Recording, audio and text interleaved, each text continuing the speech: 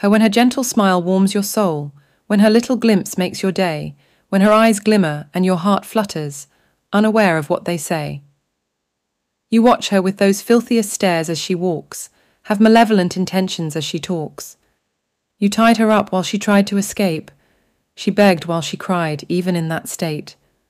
You shut her mouth as she screamed for her safety, as you dragged her from her hair impatiently.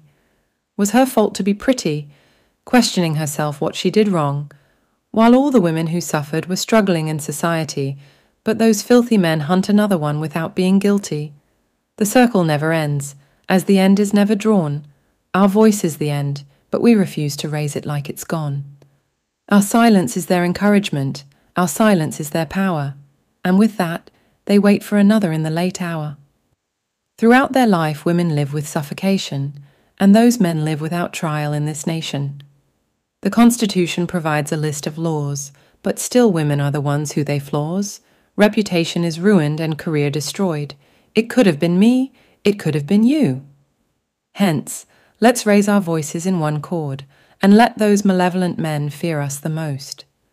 So when the next time a woman walks by, malevolent men won't dare to raise their eyes. So the next time it happens, women would not be blackened. Women will not blame themselves for the act, instead will stand again and try to make an impact.